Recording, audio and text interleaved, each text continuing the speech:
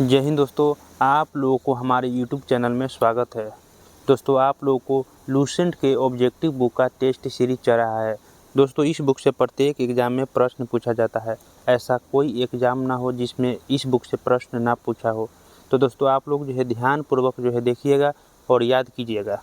तो दोस्तों, आज हम लेकर के आए हैं फिजिक्स का ध्वनि चैप्टर लेकर के आए हैं दोस्तों। तो चलिए वीडियो को स्टार्ट करते हैं। आज का जो पहला क्वेश्चन है कि ध्वनि और प्रकाश तरंगें होती है। तो ध्वनि एक अनुदैर्ध्य तरंग है, जबकि प्रकाश एक अनुप्रस्थ तरंग है। इसका सही आंसर ऑप्शन ए हो जाएगा कि वायु में क्रमशः अनुदैर्ध्य और अनुप्रस्थ होती है। अगला नंबर क्वेश्चन है, निम्न में से कौन सा कथन ध्वनि तरंगों के लिए सत्य है? पहला है, इनको ध्रुवित किया जा सकता है। गलत है। ध्रुवण की क्रिया केवल प्रकाश में होती है, ध्वनि में नहीं। अगला है, निर्वात में चल सकती है। गलत है। ध्वनि निर्वात में नहीं चलता है। अगला नंबर क्वेश्चन है, 0 डिग्री सेल्सियस पर इनकी चाल 332 मीटर प्रति सेकंड होती है। यह सही है, ऑप्शन सी सही हो जाएगा। अगला नंबर क्वेश्चन है, अवस्रव तरंगों की आवृत्ति होती है। तो अवस्रव तरंग की आवृत्ति 20 हर्ट्ज से कम होता है। अगर पूछता है कि स्रव तरंग की आवृत्ति कितना होता है, तो 20 हर्ट्ज से 20,000 हर्ट्ज के बीच हो जाता है। अगर कहता कि प्रास्रव तरंग की आवृत्ति कितने होती है, तो 20,000 हर्ट्ज से अधिक होती है। ऑप्शन सी हो जाता है। अगला नंबर क्वेश्चन है, प्रास्रव तरंगे वे ध्वनि तरंगे हैं जिनकी आवृत्ति, तो अभी हमने बताया कि प्रास्रव जो ध्वनि तरंग है उसकी आवृत्ति 20,000 हर्ट्ज या 20 किलो हर्ट्ज होगा। ऑप्शन सी सही हो जाएगा। इससे अधिक किलो यहाँ पर दिया हुआ है, या 20,000 लिख देता है यहाँ पर। 20,000 हर्ट्ज से अधिक होती है आपको प्रास्रव ध्वनि तरंगे की। अगला नंबर क्वेश्चन है, प्रास्रव तरंगे मनुष्य द्वारा नहीं सुनी जा सकती है। ऑप्शन बी इसका सही आंसर होगा। अगला नंबर क्वेश्चन है, प्रास्रव तरंगे को सबसे पहले किसने सीटी बजाकर उत्पन्न किया था?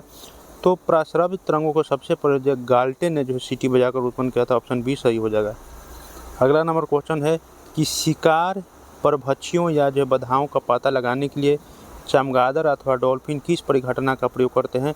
तो प्रतिध्वनि का निर्धारण करते हैं। ऑप्शन डी सही हो जाएगा। अगला क्वेश्चन है कि कीड़ों तथा हानि पहुंचाने वाले तत्वों को घरों से दूर भगाने के लिए प्रयोग में लाया जाता है। तो अल्ट्रासोनिक तरंग लाया जाता है। ऑप्शन ए सही हो जाएगा। अल्ट्रासोनिक को ही प्रास्रव ध्वनि कहते हैं। अगला नंबर है, ध्वनि का तरत्व किस पर निर्भर करता है? तो ध्वनि का तरत्व आवृत्ति पर निर्भर करता है। ऑप्शन ए सही है। जिसका तरत्व अधिक रहेगा उसकी आवाज़ पतली रहेगी, और जिसका तरत्व कम रहेगा उसकी आवाज़ मोटी रहेगी। अगला नंबर क्वेश्चन है कि विमानों के आंतरिक भागों की सफाई में किसका उपयोग किया जाता है? तो प्रास्रव तरंग का उपयोग किया जाता है। ऑप्शन ए सही है। अगला नंबर है, किसी औसत वयस्क व्यक्ति के लिए ध्वनि की श्रव्य सीमा होती है? तो 20 हर्ट्ज से लेकर के 20,000 हर्ट्ज के बीच होता है। ऑप्शन सी सही है। अगला नंबर क्वेश्चन है, ध्वनि की आवृत्ति भी तरंगदैर्घ्य लैम्डा और चाल यू के बीच क्या संबंध है? तो चाल बराबर होता है भी बराबर एन लैम्डा होता है। भी मन हो चाल, तो चाल यहाँ पर यू दिया हुआ है। एन मन आवृत्ति, तो एन हो गया। लैम्डा की जगह लैम्डा। आवृत्ति भी दिया, सॉरी भी एन की जगह भी हो जाएगा। तो यू बराबर एन भी लैम्डा, यू बराबर लैम्डा भी। ऑप्शन ए सही हो जाएगा। अगला नंबर क्वेश्चन है, चंद्रमा पर धरातल से दूर विस्फोट सुनाई नहीं पड़ता है। तो वायुमंडल की अनुपस्थिति के कारण। ऑप्शन ए सही हो जाएगा। अगला नंबर क्वेश्चन है, चमगादड़ अंधेरे में उड़ सकती है क्योंकि वे अति तीव्र ध्वनि तरंगे पैदा करती है जो उसका नियंत्रण करती है। ऑप्शन सी सही हो जाएगा। अगला नंबर क्वेश्चन है कि चमगादड़ रात्रि में किसी वस्तु से बिना टकराए हुए भी उड़ सकता है। यह सही है। कारण है, चमगादड़ से इंफ्रासोनिक तरंग निकलती। गलत। इंफ्रासोनिक नहीं, अल्ट्रासोनिक ध्वनि निकलती है। ये सही है। आर गलत। ऑप्शन सी सही है। अगला नंबर क्वेश्चन है, वायु में ध्वनि की चाल 332 मीटर प्रति सेकंड होती है। यदि दाब बढ़ाकर दुगुना कर दिया जाए तो ध्वनि की चाल, तो ध्वनि पर दाब का कोई प्रभाव नहीं पड़ता है। तो 332 मीटर हो जाएगा प्रति सेकंड। ऑप्शन बी सही। अगला क्वेश्चन है, निम्न द्रव्यों में से ध्वनि सबसे तेज यात्रा करती है। तो ध्वनि सबसे ज़्यादा ठोस में, उसके बाद द्रव में, उसके बाद गैस में। तो यहाँ स्टील आंसर हो जाएगा। ऑप्शन ए सही हो जाएगा। अगला नंबर है, बादलों की बिजली की चमक के काफ़ी समय बाद बादलों की गर्जन सुनाई देती है। इसका कारण क्या है? तो प्रकाश की जो चाल होती है वह ध्वनि के चाल से बहुत अधिक है, इसी कारण। ऑप्शन ए डी सही आंसर हो जाएगा। इसलिए जो है बिजली की चमक पहले दिखाई देगा और गर्जन बाद में सुनाई देता है। अगला है वायु में ध्वनि का वेग लगभग है तो 332 मीटर प्रति सेकंड, यानी 330 दिया हुआ है, ऑप्शन ए सही हो जाएगा। अगला नंबर है किस माध्यम में ध्वनि सबसे तेज चलती है, तो अभी हमने बताया कि ठोस में ध्वनि की चाल सबसे अधिक होती है, ऑप्शन ए सही। अगला नंबर क्वेश्चन है ध्वनि का वेग भिन्न भिन्न माध्यमों में जो भिन्न भिन्न होती है लेकिन ठोस में सबसे अधिक होती है, ऑप्शन बी सही हो जाएगा। अगला नंबर है निम्न में से किस पदार्थ में ध्वनि की गति सबसे अधिक होती है, तो अब नहीं बताया, वो भी यहाँ पर दिया 25 डिग्री सेल्सियस पर पूछ रहा है, शर्त दिया हुआ है, तो एल्युमिनियम इसका सही आंसर हो जाएगा, ऑप्शन बी। अगला है निम्न में से कौन सा एक कथन सही नहीं है। पहला है तापमान के बढ़ने पर जो है वायु में ध्वनि का वेग बढ़ता है, बिल्कुल है। तापमान और ध्वनि के वेग में सीधा संबंध है। ताप बढ़ेगा तो ध्वनि की चाल भी बढ़ेगा, ताप घटेगा तो ध्वनि की चाल भी घटेगा। अगला है वायु में ध्वनि का वेग दाब पर निर्भर नहीं करता है, ये भी सही है। दाब पर जो है ध्वनि का कोई प्रभाव नहीं पड़ता है। अगला आर्द्रता के बढ़ने पर वायु में ध्वनि का वेग कम जाता है, गलत। आर्द्रता के सीधा समानुपाती होता है ध्वनि का वेग। अगर जो आर्द्रता बढ़ गया तो ध्वनि का वेग भी बढ़ जाएगा, ऑप्शन सी सही है। अगला नंबर क्वेश्चन है वायु में ध्वनि का वेग, तो अभी हमने बताया कि ताप बढ़ने से बढ़ता है या ताप घटने से घटता है, ऑप्शन डी सही है। तापमान के घटने से घटता है। अगला नंबर क्वेश्चन है कथन है रेलगाड़ी के इंजन से निकली भाप पहले दिखाई पड़ती है और सीटी बाद में सुनाई पड़ती है, सही है। इसका कारण क्या है, तो प्रकाश तरंग की चाल की तुलना में ध्वनि तरंगों की चाल बहुत कम होती है, बिल्कुल सही है। दोनों ए और आर सही है और आर ए की व्याख्या भी कर रहा है, ऑप्शन ए सही हो जाएगा। अगला नंबर क्वेश्चन है प्राध्वनि विमान उड़ते हैं, तो प्राध्वनि विमान जो है ध्वनि की चाल से अधिक चाल से उड़ेगा, ऑप्शन सी सही हो जाएगा। अगला नंबर क्वेश्चन है वस्तु के वेग तथा उसी माध्यम में एवं उन्हीं परिस्थिति में ध्वनि के वेग के अनुपात को कहते हैं, तो मैक संख्या कहते हैं, ऑप्शन डी सही हो जाएगा। अगला नंबर है मैक अंकों का प्रयोग वेग के संबंध में किया जाता है, तो वायुयान के संबंध में किया जाता है कि इतना मैक का जो है वायुयान है। अगला है ध्वनि या ध्वनि प्रदूषण मापा जाता है, तो डेसिबल में, ऑप्शन सी सही है। अगला क्वेश्चन है साधारण बातचीत की ध्वनि की तीव्रता होती है, तो 30 से 40 डेसिबल होता है, ऑप्शन बी सही होता है। अगला नंबर क्वेश्चन है ध्वनि की वह विशेषता जो एक मादा ध्वनि को नर ध्वनि से भिन्न करती है, क्या कहलाती है, तो तारत्व कहलाता है, ऑप्शन ए सही हो जाएगा। अगला है ध्वनि के किस लक्षण के कारण कोई ध्वनि मोटी या पतली होती है, तो मोटी या पतली होगा तो वह जो है तारत्व हो जाएगा, अगर तेज या धीमा हो जाएगा तो तीव्रता हो जाता है। अगला नंबर क्वेश्चन है पुरुषों की अपेक्षा महिलाओं की आवाज़ अधिक तीक्ष्ण होती है, क्योंकि महिलाओं की जो आवाज़ का जो है तारत्व जो होता है वो अधिक होता है, ऑप्शन डी सही है। अगला नंबर क्वेश्चन है एक युवक पुरुष की आवाज़ की तुलना में छोटे बच्चे की आवाज़ अधिक प्रिय क्यों लगती है, तो छोटे जो बच्चा होता है बच्चे की आवाज़ का जो तारत्व होता है पुरुष के आवाज़ के जो तारत्व की तुलना में अधिक होता है, ऑप्शन बी सही हो जाएगा। अगला नंबर क्वेश्चन है स्त्रियों की आवाज़ पुरुषों की अपेक्षा पतली होती है, क्योंकि स्त्रियों की जो आवाज़ की जो आवृत्ति होती है वो अधिक होती है। आवृत्ति और तारत्व के बीच जो है सीधा जो है संबंध है, समानुपाती का संबंध है, ऑप्शन ए सही हो जाएगा। तारत्व नहीं दिया हुआ है लेकिन आवृत्ति दिया हुआ है, इसलिए आवृत्ति अधिक हो जाएगा, आंसर हो जाएगा। अगला क्वेश्चन है यदि सितार और बांसुरी पर एक ही स्वर बजाया जाए तो उनसे उत्पन्न ध्वनि का भेद निम्नलिखित में अंतर के कारण किया जा सकता है, तो केवल ध्वनि गुणवत्ता के कारण कर सकते हैं, ऑप्शन डी सही है। अगला नंबर क्वेश्चन है निम्नलिखित में कौन सा एक वायु में ध्वनि तरंगों द्वारा उत्पादित नहीं होता है, तो ध्वनि तरंग द्वारा उत्पादित ध्रुवण की क्रिया जो है ध्वनि तरंग में नहीं होता है, ऑप्शन ए सही हो जाएगा। अगला है ध्वनि तीव्रता की डेसिबल में वह अधिकतम सीमा जिसके ऊपर व्यक्ति सुन नहीं सकता है, तो वह है 95 डेसिबल, ऑप्शन डी सही हो जाएगा। अगला नंबर क्वेश्चन है निम्न में से किसके द्वारा सबसे अधिक ध्वनि प्रदूषण होता है, तो हवाई जहाज़ की उड़ान भरता है तो ज़्यादा प्रदूषण होता है, ऑप्शन डी। अगला है नज़दीक आती रेलगाड़ी की सीटी की आवाज़ बढ़ती जाती है जबकि दूर जाने वाली रेलगाड़ी के लिए यह घटती जाती है, यह घटना उदाहरण है, तो यह जो है डॉप्लर प्रभाव का उदाहरण है, ऑप्शन डी सही है। अगला नंबर क्वेश्चन है एक अंतरिक्ष यात्री जो है अपने सहपाठी को जो चंद्रमा की सतह पर सुन नहीं सकता है, क्योंकि उत्पादित आवृत्ति, क्योंकि जो है पहला को ऑप्शन है उत्पादित आवृत्ति जो है ध्वनि आवृत्ति से अधिक होता है, गलत। रात्रि में जो है तापमान बहुत कम और दिन में अत्यधिक, ये भी गलत है। ध्वनि प्रसारित करने के लिए माध्यम नहीं होता है। आप चंद्रमा पर जो है ध्वनि जो है प्रचारित माध्यम नहीं है, इसलिए जो है वहाँ पर एक दूसरे नहीं, अगर बोलेगा एक दूसरे से बात करेगा ना तो सुनाई नहीं देगा आवाज़, क्योंकि वहाँ पर माध्यम में नहीं है। ऑप्शन सी इसका सही आंसर हो जाएगा। अगला नंबर है कौन सी प्रक्रिया प्रकाश और ध्वनि दोनों में घटित नहीं होती है? तो ध्रुवण की क्रिया केवल जो प्रकाश में होता है, ध्वनि में नहीं होता है। ऑप्शन सी सही हो जाएगा। अगला नंबर क्वेश्चन है चिल्लाते समय व्यक्ति हमेशा हथेली को मुंह के समीप रखते हैं क्योंकि उस स्थिति में ध्वनि ऊर्जा जो होता है सिर्फ एक ही दिशा में इंगित होती है। ऑप्शन ए सही हो जाएगा। अगला नंबर क्वेश्चन है डेसिबल का प्रयोग निम्नलिखित में से किसके मापन के लिए किया जाता है? तो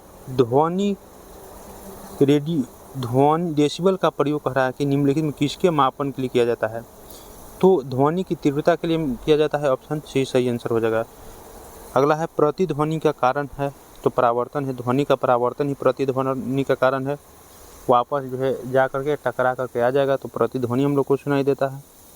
अगला नंबर है स्पष्ट प्रतिध्वनि सुनने के लिए परावर्तक तल व ध्वनि स्रोत के बीच न्यूनतम दूरी होनी चाहिए। तो इसे 16.6 मीटर होता है रियल में, लेकिन 17 मीटर आपको ऑप्शन में दिया हुआ रहेगा। ऑप्शन बी सही हो जाएगा।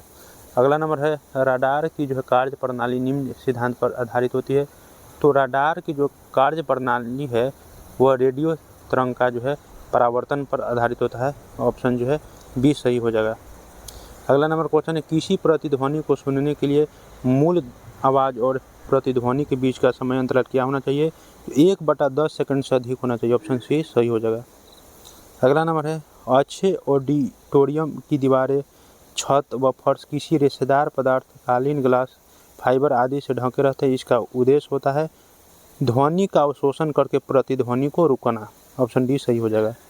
अगला है ध्वनि का प्रभाव मानव के कान में कितने समय तक रहता है? तो 1/10 सेकंड तक। ऑप्शन बी सही हो जाएगा। अगला नंबर क्वेश्चन है ध्वनि तरंगे किसके कारण प्रतिध्वनि उत्पन्न करते हैं? तो परावर्तन के कारण। ऑप्शन सी सही हो जाएगा। अगला नंबर क्वेश्चन है एक व्यक्ति को अपनी प्रतिध्वनि सुनने के लिए परावर्तक तल से कितनी दूर खड़ा रहना चाहिए? तो फीट में दिया हुआ है तो 56 फीट हो जाएगा। ऑप्शन बी सही।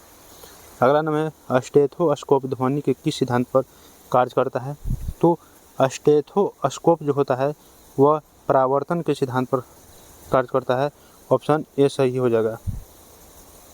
अगला नंबर क्वेश्चन है प्रतिध्वनि तरंगे डॉट के कारण उत्पन्न होती है। तो अभी बताएं कि परावर्तन के कारण उत्पन्न होती है। ऑप्शन सी सही है। अगला है सोनार अधिकांशतः प्रयोग में लाया जाता है।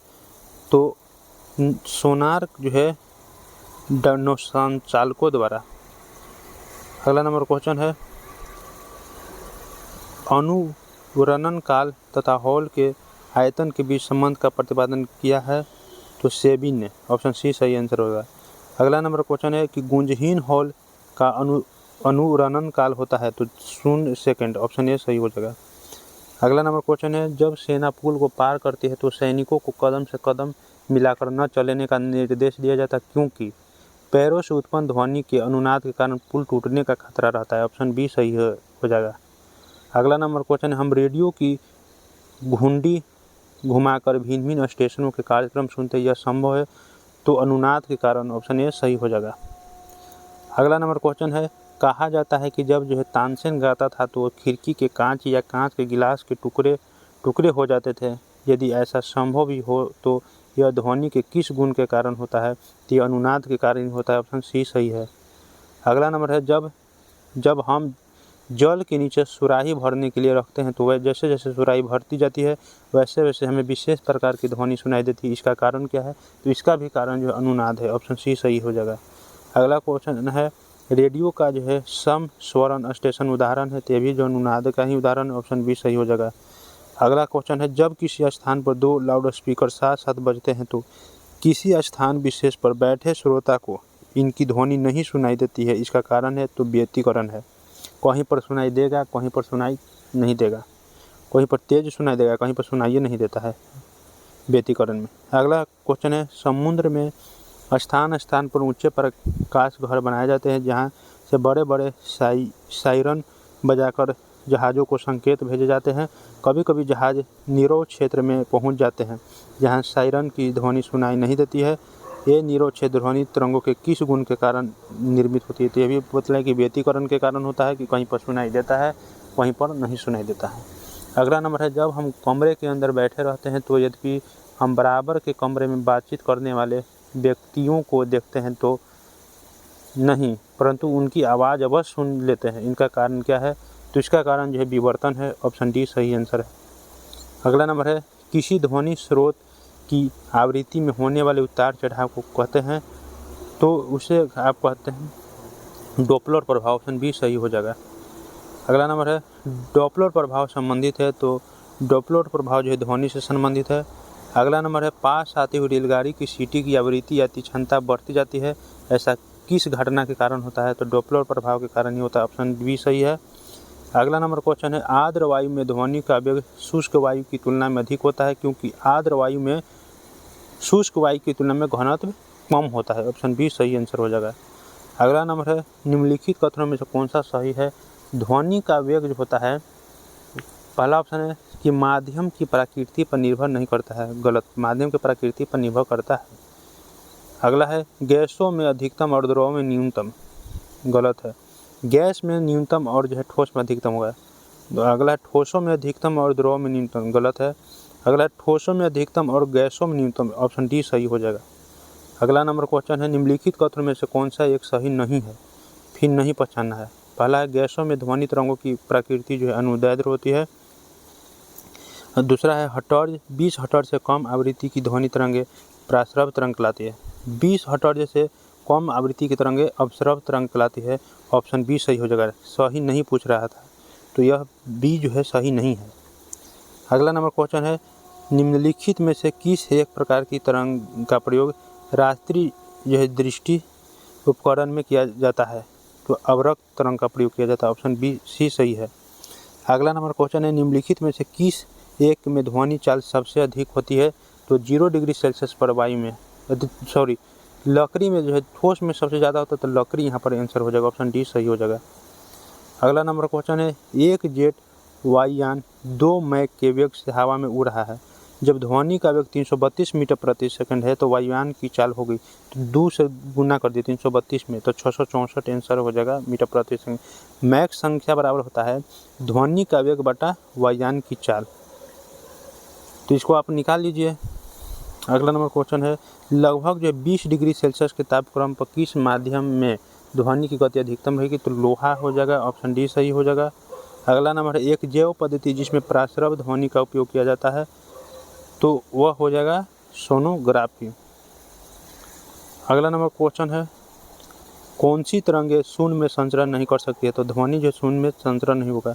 अगला है, यदि जो है VA और जो है UA UW तथा US क्रमशः वायु है, एक जल है और इस्पात में ध्वनि का वेग, तो सबसे ज़्यादा ध्वनि का वेग जो है इस्पात में होगा, US में। उसके बाद होगा ये UW वाटर में, उसके सबसे कम जो है आपको जो है वायु में होगा। ऑप्शन ए इसका सही हो जाएगा। अगला नंबर क्वेश्चन है, ध्वनि तरंगे किस माध्यम में नहीं चल सकती है? तो ध्वनि तरंगे जो है निर्वात में नहीं चल सकती। ऑप्शन डी सही हो जाएगा।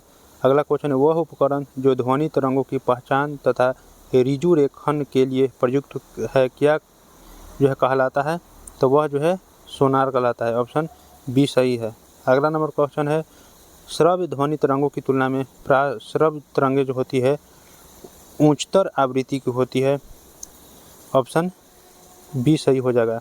अगला नंबर क्वेश्चन है, इको साउंडिंग प्रयोग होता है? पहला ऑप्शन है ध्वनि में कंपन उत्पन्न करने के लिए, ध्वनि की आवृत्ति बढ़ाने के लिए, समुद्र की गहराई जो है मापने के लिए। तो समुद्र की गहराई मापने के लिए इको साउंडिंग प्रयोग करते हैं। ऑप्शन सी सही हो जाएगा। अगला नंबर क्वेश्चन है, एकॉस्टिक विज्ञान है, तो एकॉस्टिक विज्ञान जो है ध्वनि से संबंधित है। ऑप्शन बी सही हो जाएगा। अगला क्वेश्चन है, मनुष्य के लिए मानक ध्वनि का स्तर है? तो 60 डेसिबल। ऑप्शन बी सही हो जाएगा। अगला नंबर क्वेश्चन है, निम्नगण वस्तुओं का पता लगाने के लिए प्रयुक्त किए जाने वाले उपकरण कहते हैं? तो सोनार उसे कहते हैं। ऑप्शन बी सही हो जाएगा। अगला नंबर क्वेश्चन है, ध्वनि के संदर्भ में निम्नलिखित में से कौन सा कथन सही नहीं है? आवृत्ति को हर्ट्ज में व्यक्त करते हैं, यह सही है। मानव वाक तंतुओं के कंपन द्वारा ध्वनि उत्पन्न होते हैं, ये भी सही है। ध्वनि निर्वात में संचरित हो सकता है, गलत। निर्वात में ध्वनि चल नहीं सकता, ऑप्शन सी सही हो जाएगा। अगला नंबर क्वेश्चन है, वायु के तापमान में परिवर्तन से ध्वनि का निम्नलिखित में से कौन सा गुण प्रभावित होता है? वायु के तापमान में परिवर्तन से ध्वनि का निम्नलिखित में से कौन सा गुण जो प्रभावित होता है? तो आवृत्ति इसका सही आंसर ऑप्शन सी है। अगला नंबर है, ध्वनि तरंगों का वह गुण जिससे ध्वनि का तारतम्य निर्धारित होता है वह ध्वनि का आवृत्ति कहलाता है, ऑप्शन ए सही है। अगला नंबर क्वेश्चन है, निम्नलिखित में से कौन सा एक कथन ध्वनि के बारे में सही नहीं है? पलका है। पहला ऑप्शन है, प्रकाश की चाल की तुलना में ध्वनि धीमी चाल से आगे बढ़ती है, यह सही है। दूसरा, शुष्क वायु की तुलना में आर्द्र वायु में ध्वनि तीव्रता चलती है, भी सही है। अगला, ध्वनि तरंगे अनुप्रस्थ तरंग होती है, गलत। ध्वनि तरंगे एक अनुदैर्ध्य तरंग होता है, ऑप्शन सी सही है। अगला नंबर है, ध्वनि तरंगे के प्रगमन के संबंध में निम्नलिखित में से कौन सा कथन सही नहीं है? अगला, ध्वनि तरंगे पानी से होकर गुजर सकती है, सही है। ध्वनि तरंगे हवा से होकर गुजरती है, भी सही है। ध्वनि तरंगे स्पाश से होकर गुजरती है, भी सही है। ध्वनि तरंगे जो है निर्वात से होकर गुजरती है, गलत है। ध्वनि तरंगे निर्वात होकर नहीं गुजरते, नहीं पूछ रहा है, इसलिए सही आंसर ऑप्शन डी हो जाएगा। अगला नंबर क्वेश्चन है, 25 डिग्री सेल्सियस पर आशुद्ध जल में ध्वनि की अनुमानित गति कितना होगा? तो 1498 मीटर प्रति सेकंड, ऑप्शन डी सही हो जाएगा। अगला क्वेश्चन है, ध्वनि तरंगों का वह गुण जिसे ध्वनि का तारतम्य निर्धारण होता है वह ध्वनि का आवृत्ति कहलाता है, ऑप्शन ए सही है। अगला नंबर क्वेश्चन है, पुनरावृत्त परावर्तनों के कारण किसी बड़े हॉल में सुदृढ़ की गई ध्वनि बनी रहती है, इस परिघटना को क्या कहते हैं? तो अनुरणन कहते हैं, ऑप्शन ए। अगला नंबर क्वेश्चन है, निम्नलिखित में कौन सी ध्वनि तरंग की आवृत्ति की इकाई नहीं हो सकती है? तो ध्वनि की आवृत्ति की इकाई जो है प्रति सेकंड, हर्ट्ज, प्रति मिनट हो, डेसिबल नहीं हो सकता है। डेसिबल जो ध्वनि की तीव्रता का ऐसे मात्रक है। अगला नंबर क्वेश्चन है, कोई व्यक्ति किसी खड़े चट्टान के सामने पटाखे जलाता है और विस्फोट के 5 सेकंड के बाद जो है उसकी प्रतिध्वनि सुनाई देता है। प्रतिध्वनि की बात कर रहा है, मैंने गया और टकरा करके आया। यदि ध्वनि की चाल 340 मीटर प्रति सेकंड हो तो खड़ी चट्टान से व्यक्ति की दूरी कितनी है? तो दूरी बराबर चाल गुना समय आप जानते हैं, तो 340 है गुना 5 तो कितना हो जाएगा? 5 चौका 20 की 0 पंतिया 15 2 17, 1700 जो है मीटर दूरी तय करेगा, प्रतिध्वनि सुनाई देगा। तो प्रति एक बार जो गया एक और आया, माने कि आवाज़ है 2 बार जो है किया, तो ये कह रहा है कि जो चट्टान से कितनी दूरी पर है, तो 2 से यहाँ से भाग दे दीजिए, तो 1700 में 2 से भाग देंगे तो 850 होगा, ऑप्शन डी सही हो जाएगा दोस्तों। क्योंकि प्रतिध्वनि सुनाई दिया, 1700 मीटर दूरी तय किया, और हमको जो है चट्टान से दूरी ज्ञात करना है, तो केवल जाने के लिए हम दूरी तय निकालेंगे या केवल आने के लिए हम दूरी निकालेंगे, तो 1700 में से 2 से भाग दे दिए तो 850 हो गया। दोस्तों, इसी तरह के वीडियो को देखने के लिए आप जो है चैनल से जुड़े रहिए। अगर आप इस चैनल पर नए हैं तो इस चैनल को सब्सक्राइब कर ले, लाइक कर ले, साथ ही साथ अपने दोस्तों के पास शेयर कर लें ताकि उनको भी इसका लाभ प्राप्त हो। दोस्तों, आप लोगों को जो है लूसेंट के ऑब्जेक्टिव बुक का पूरा जो है वीडियो जो है मिलेगा। आप लोग प्रत्येक दिन हमारे यूट्यूब चैनल से जुड़ जाइएगा। आप लोग को प्रत्येक दिन शाम वीडियो डाल दिया जाएगा। तो वीडियो को अंत तक देखने के लिए धन्यवाद। जय हिंद दोस्तों।